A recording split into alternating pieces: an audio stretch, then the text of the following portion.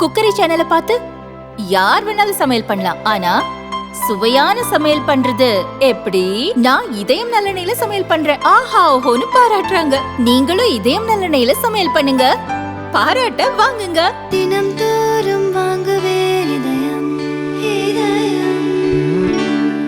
தொழில், கல்வி, மருத்துவம் உள்ளிட்ட பல்வேறு அடிப்படை கட்டுமான வசதிகளில் தென் தமிழகம் நீண்ட காலமாக புறக்கணிக்கப்பட்டிருக்கிறது, தொடர்ந்து புறக்கணிக்கப்பட்டு வருகிறது.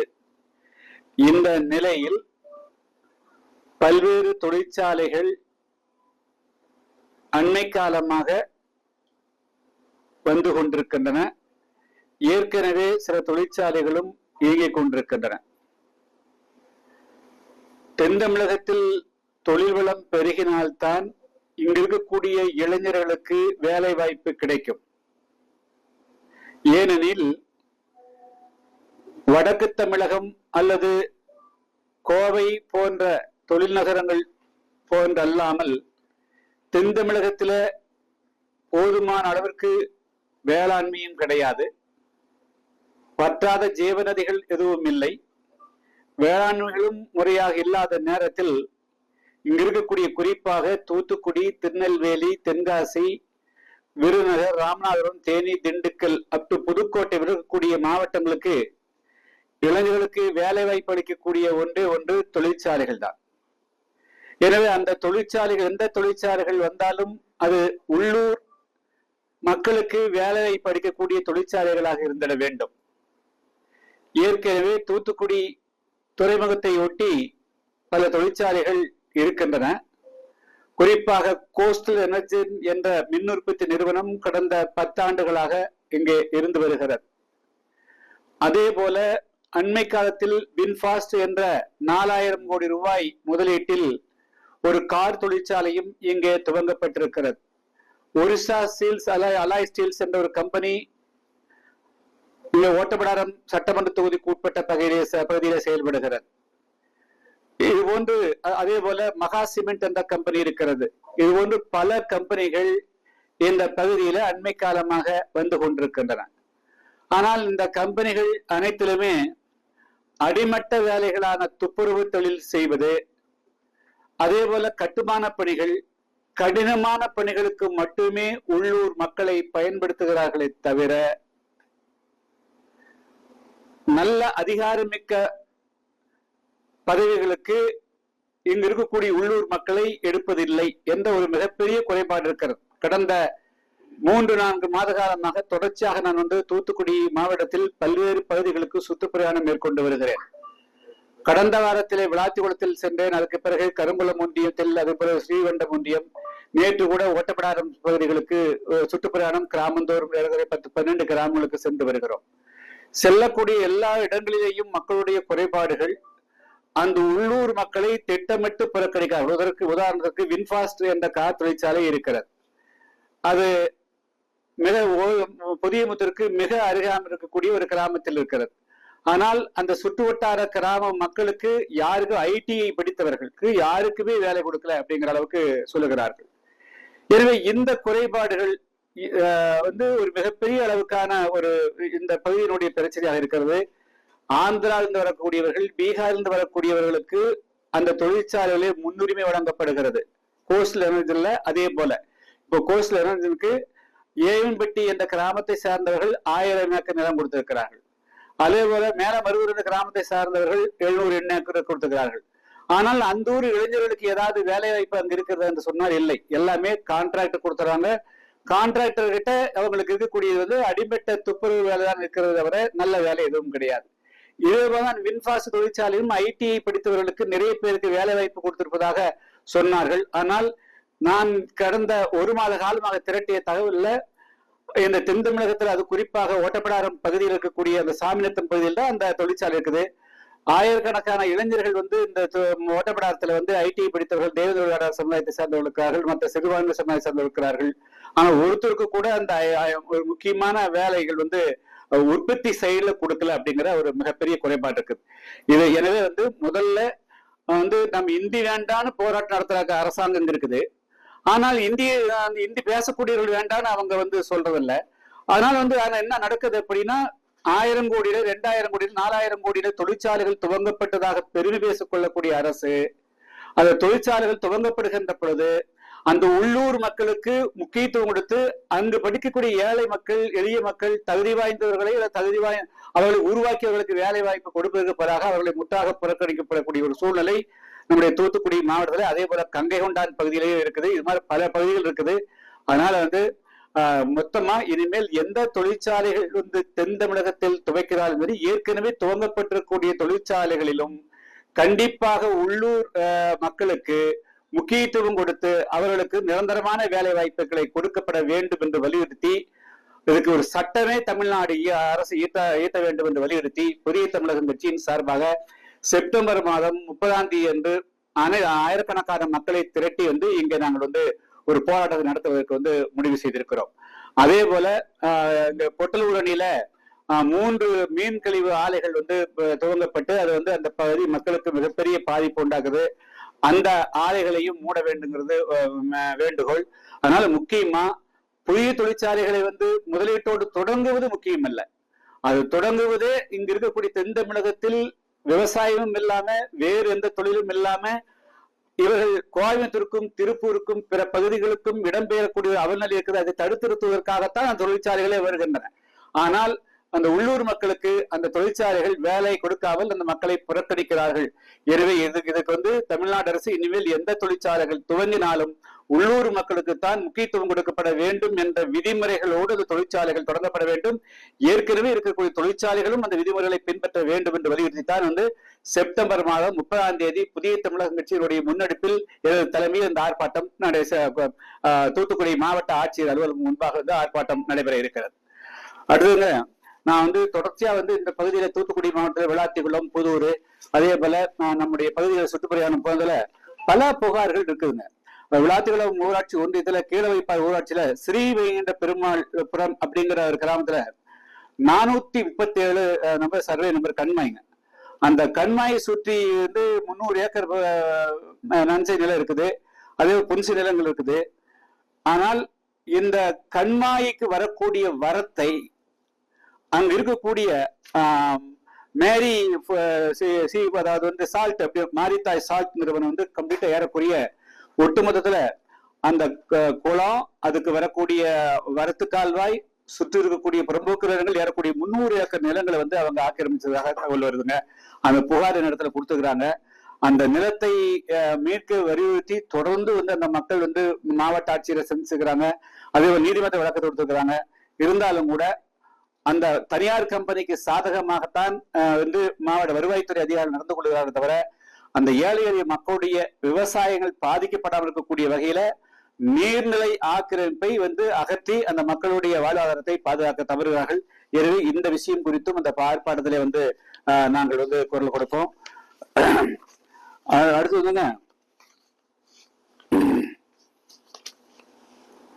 கடந்த 12/8/2025 அன்று தூத்துக்குடி இருக்கக்கூடிய அரசு பாலிடெக்னிக்ல ஒரு மாணவன் வந்து வெடிகுண்டை, அந்த நாட்டு வெடிகுண்டை கொண்டு வந்து அது வகுப்பறையில வைத்து அந்த வகுப்பறையில வந்து அது வெடித்து மாதவன் என்ற ஒரு மாணவனுக்கு வந்து பாதிப்பு ஏற்பட்டு அந்த மாணவன் வந்து தன்னுடைய கையை முழுமையாக 4 விரல்கள் இழந்திருக்கக்கூடிய ஒரு சூழ்நிலை இருக்குதுங்க.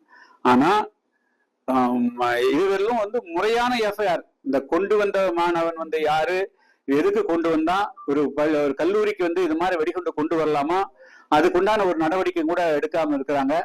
அதுபோல் இந்த பையனுக்கு வந்து இந்த மாணவன் மாதவனுக்கு வந்து ஒரு மிக லைஃப் லாங் இளைஞர், 17 வயசு இளைஞன், அவன் கை போயிடுச்சு அப்படின்னா அதுக்கு பிறகு அவனால வாழ்வாதாரத்துக்கு எதுவுமே செய்ய முடியாது.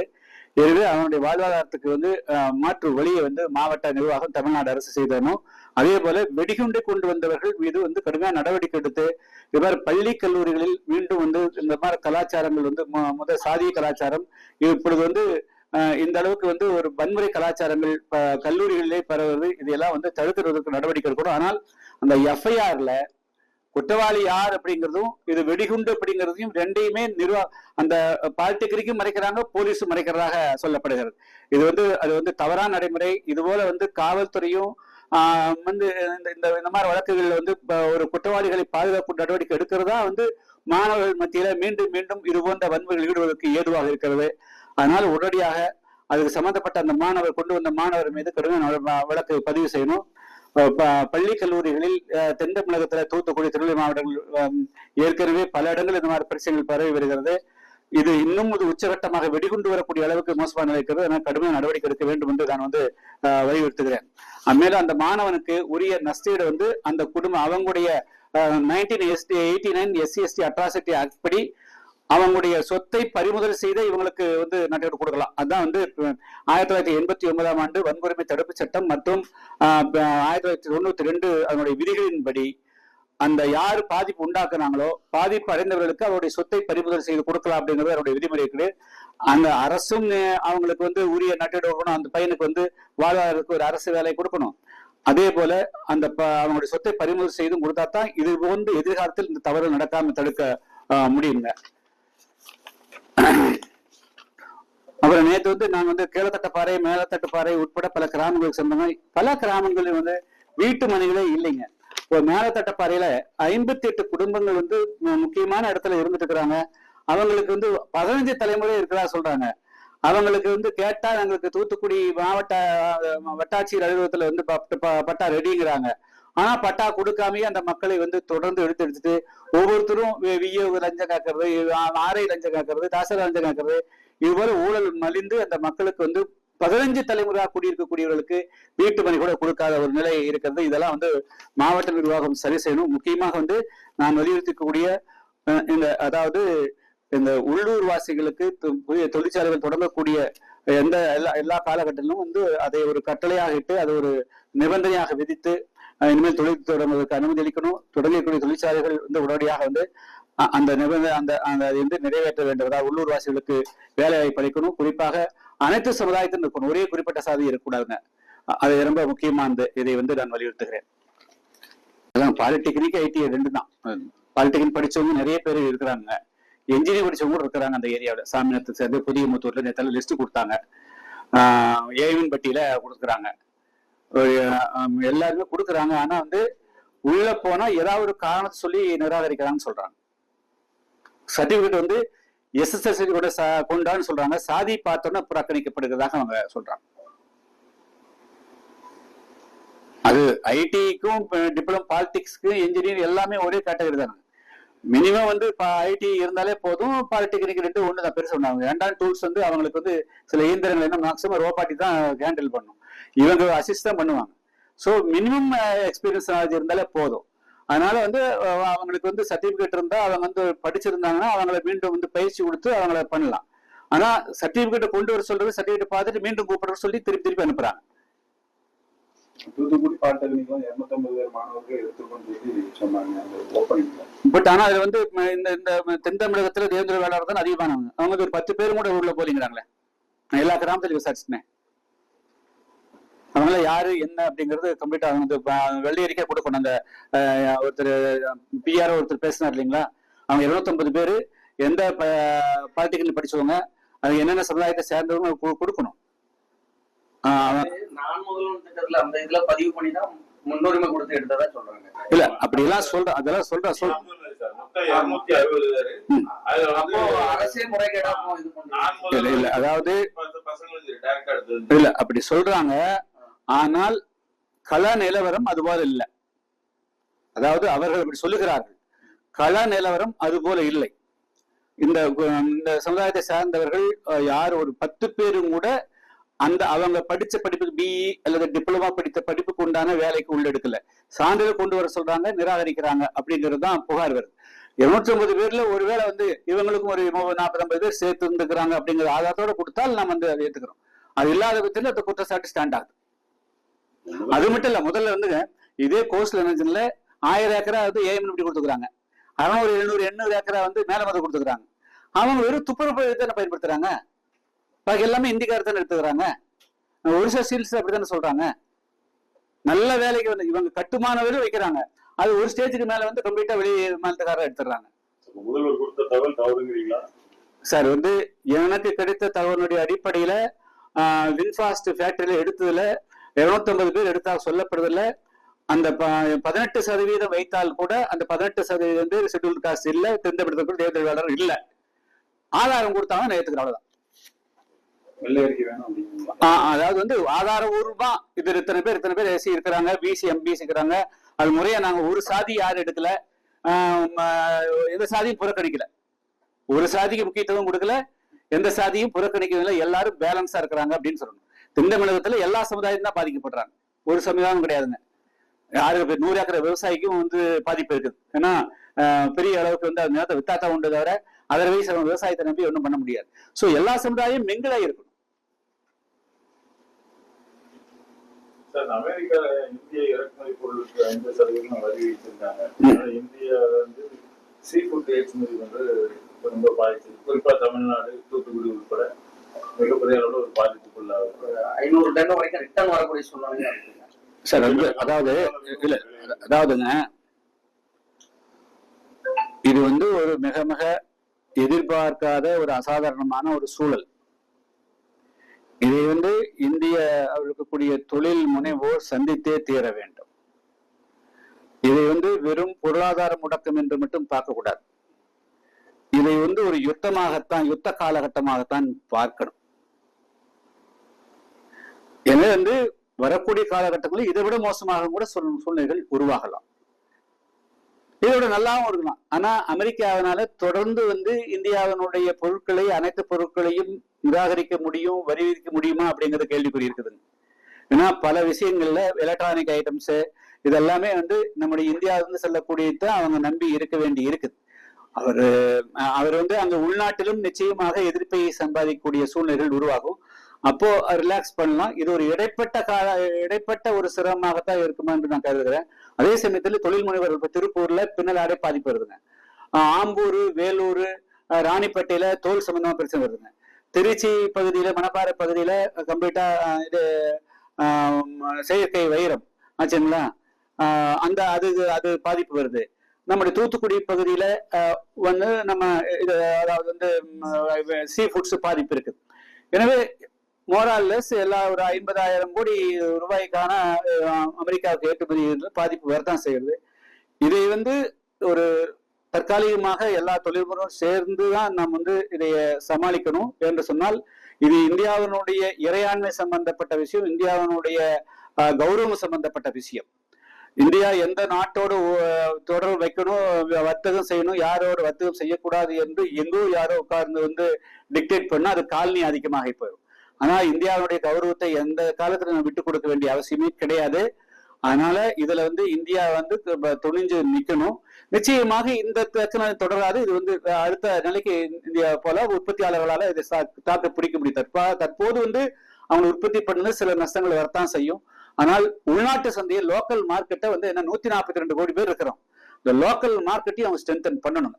அதுவும் வந்து ஆப்பிரிக்க நாடுகள் இருக்குது, கிழக்காசிய நாடுகள் இருக்குது, லத்தீன் நாடுகள் இருக்குது, பல நாடுகள் இருக்குது. அந்த நாடுகளுக்கும் நம்முடைய லாபத்தை குறைச்சிட்டு ஏற்றுமதி செய்யறதுக்கு உண்டான வழிகளில் தொழில் முனைவோரும் அது தங்களை ஆயத்தப்படுத்திக்கணும். ஏன்னா இது வந்து திட்டமிட்டு செஞ்சதில்ல. இது வந்து ரஷ்யாவோடு எந்த விதமான உறவும் வைத்துக் கொள்ளக்கூடாது என்று அமெரிக்கா டிக்டேட் பண்ணுதுங்க, நிர்பந்தம் வந்து. இப்போ இந்த கடந்த 4 வருஷமா நம்மளுக்கு வந்து ரஷ்யாவிலிருந்து வரக்கூடிய எண்ணெயினால் தான் நம்மளுக்கு பெட்ரோல் டீசல் ஏறாம இருக்கிறோம்.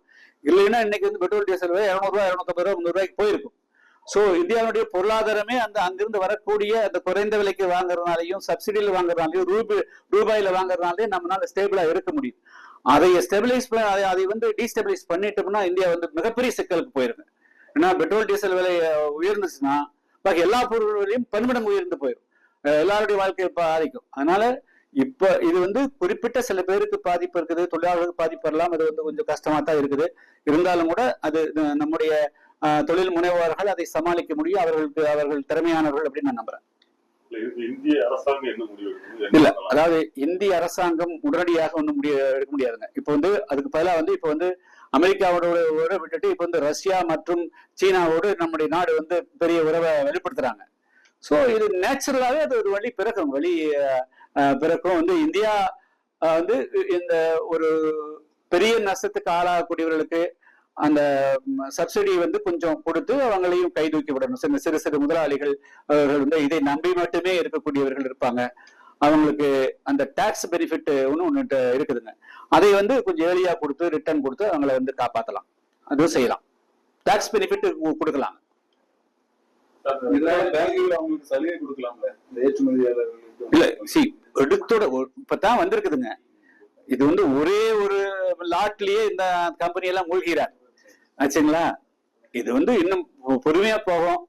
அமெரிக்கா இப்படி தொடர்ந்து இருப்பதற்குண்டான வாய்ப்பு ரொம்ப குறைவு ஆச்சுங்களா. அவங்க சஸ்டெயின் பண்ண முடியாது. இந்தியாவில் இருக்கக்கூடிய பொருட்கள் தரமெல்லாம் எல்லாம் இருக்கு, பல விஷயங்கள் இருக்குது. நம்ம ஒரு 2 மாசம் 3 மாசத்துக்கு பிறகு எப்படி சூழ்நிலையோ அதுக்கு தகுந்த மாதிரி பண்ணணும். அதுக்காக இந்திய அரசு இதுல கவனம் செலுத்தக்கூடாதுங்கிறது கிடையாது. ரிசர்வ் பேங்கை கவனிக்கணுங்க, பைனான்ஸ் மினிஸ்ட்ரி கவனிக்கணும், எல்லாருமே ஆழ்ந்து கவனிக்கணும். ஏன்னா சடனா டிப்பு 5 லட்சம் பேர் 10 லட்சம் பேர் வேலை வாய்ப்பு இழக்கிறங்கிற போது அது ஒரு பெரிய பாதிப்புகள் வரும். ஆனா இந்திய அரசும் உன்னிப்பா கவனிக்கணும். தொழில் முனைவோரையும் கை விட்டுறக்கூடாது. அதே சமயத்துல மாற்று ஏற்பாடுகளும் தொழில் முனைவோர் விரைந்து செய்யறதுக்கு ஏற்பாடு பண்ணணும். என்னுடைய பார்வையில லோக்கல் மார்க்கெட், உள்நாட்டு சந்தையை வந்து எல்லா விஷயம் துணி திருப்பூர் உள்நாட்டு சந்தையை வலுப்படுத்த முடியும். அதுக்கு ஸ்பேஸ் இருக்குது. ஆனா ஸ்பேஸ் இல்லாம அவங்க கிரியேட் பண்ணல, அதையும் டெவலப் பண்ணணும். சார் 2026 சட்டமன்ற தேர்தலில் விஜய் வந்து ஒரு தாக்கத்தை ஏற்படுத்துவார்னா என்டிஏ கூட்டணி இருக்கக்கூடிய டிடிவி தினகரன், பிரேமலதா விஜயகாந்த் தான் சொல்லியிருக்காங்க. கூட்டணி இன்னைக்கு வந்து இந்த 2 விஷயம் நீ போட்டுங்க, நம்ம சந்தோஷம். இல்ல இந்த சுங்கச்சாவடிகளே அதுலயே ஒரு பெரிய மால்பாட்டிக்ஸ் நடக்கிற மாதிரி தெரியுது சார். என்ன வசூல் பண்றாங்க, அது எங்க போகுது, எதுக்காக வசூல் பண்றாங்க அப்படிங்கிறது ஒரு பெரிய மர்மமா இருக்குது. இது குறித்தே இந்த சுங்கச்சாவடிகள் குறித்தே ஒரு வெள்ளை அறிக்கை வெளியிடணும் சார். அனைவருக்கும் வணக்கம். தொழில், கல்வி, மருத்துவம் உள்ளிட்ட பல்வேறு அடிப்படை கட்டுமான வசதிகளில் தென் தமிழகம் நீண்ட காலமாக புறக்கணிக்கப்பட்டிருக்கிறது, தொடர்ந்து புறக்கணிக்கப்பட்டு வருகிறது. இந்த நிலையில் பல்வேறு தொழிற்சாலைகள் அண்மை காலமாக வந்து கொண்டிருக்கின்றன. ஏற்கனவே சில தொழிற்சாலைகளும் இயங்கிக் கொண்டிருக்கின்றன.